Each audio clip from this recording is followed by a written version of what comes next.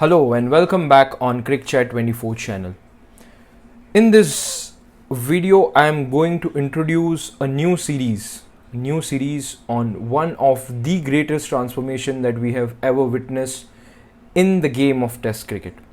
Test cricket is still considered as one of the favorite formats of the cricket contemporaries and the people who have been watching this sports, the cricket purists. And in order for the format to able to survive the T20 leagues formula and T20 leagues model that we see in football, it is very necessary for England, Australia and India, the three powerhouses of the game, to be strong and healthy in terms of their finances. But there was a little scare that we observed in the starting of 2022 with two big phenomenons. England's Test cricket not performing with the expectation that the world have and their own fans have. Fans started to criticize their cricket, more specifically their Test cricket, and the way it is being played under the regime of Joe Root. The worries added with Virat Kohli resigning from the post of captain from Indian cricket team after a loss against South Africa in the away series. There were worries on where Test cricket is going, with the performances of England in Australia in the Ashes and in West Indies were not encouraging. Cricket in England and Test cricket in England is the vibe which is considered, but the vibe wasn't very interesting now. In this whole series, I will be covering the journey of England's Test cricket from their downfall to being able to compete against the same Australia, against the same India under a new captain and new coach. The whole downfall of England's fortress, England's Test fortress, started in Asia in 2021. It was just the time after the COVID when Joe Root's team was visiting Sri Lanka and India for 6 test matches with lot of hopes and expectations. Obviously, when you tour in Asia, you need a lot of capabilities in terms of your spin playing and ability to counter tough conditions in the subcontinent. But before this, what happened with England's Test cricket? In 2022, with the COVID-19 pandemic, the world was shut down. And the biggest impact that we observed was on England's county cricket, which was on a ventilator during that time, and things became bad to worse for them with the COVID lockdown. The season not happening with them and cricket returning back to England with West Indies was a big booster. All over the world, people were waiting to see cricket again. And we saw Test cricket. It was a good advertisement. We saw James Anderson taking 600 Test wickets during that summer. We saw Stuart Broad taking 500 Test wickets. But the tough time started post-COVID.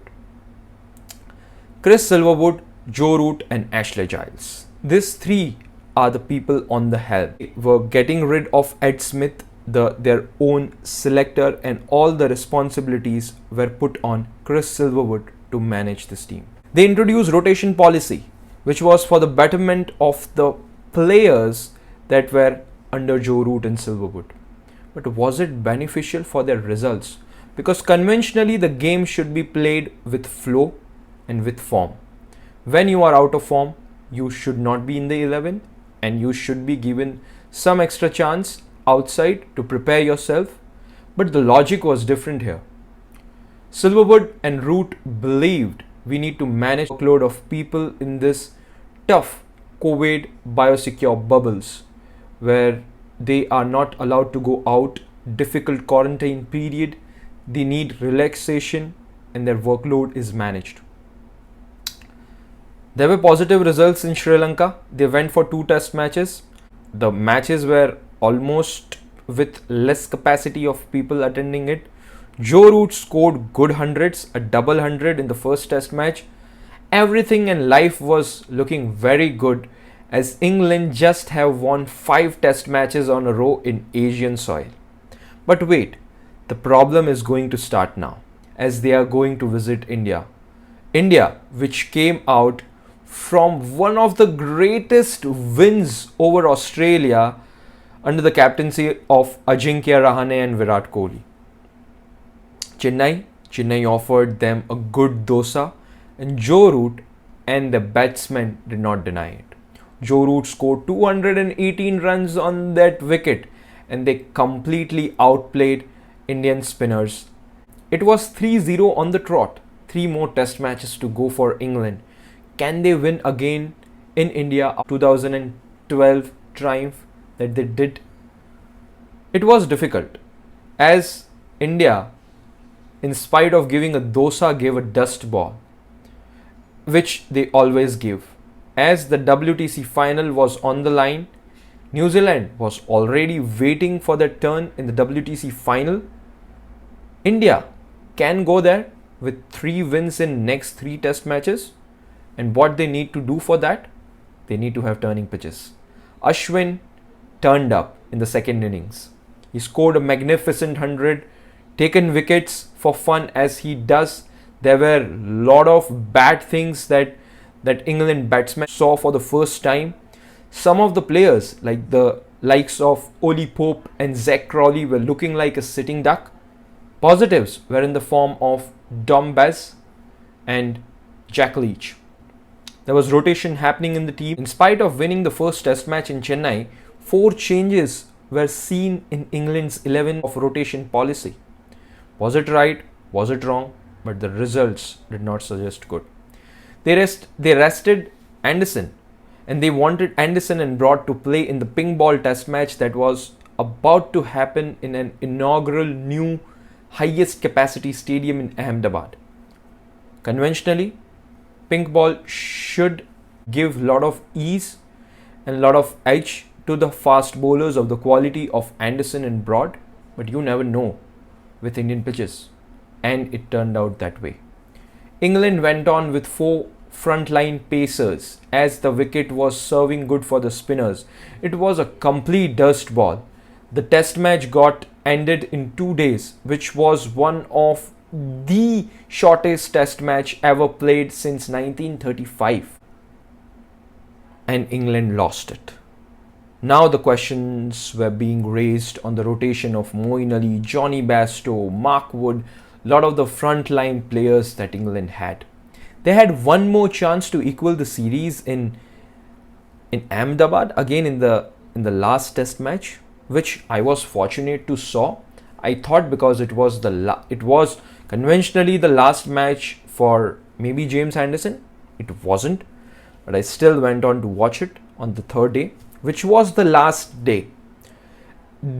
Just before the lunch, India have lost all their wickets. The target was good enough.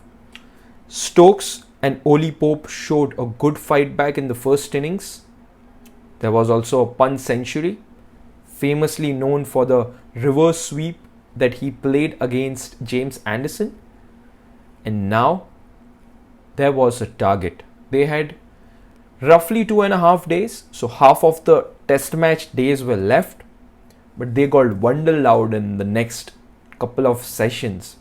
And I was there. I saw there. Only Dan Lawrence looked like a player that he is. He's shown promise, but England just went down.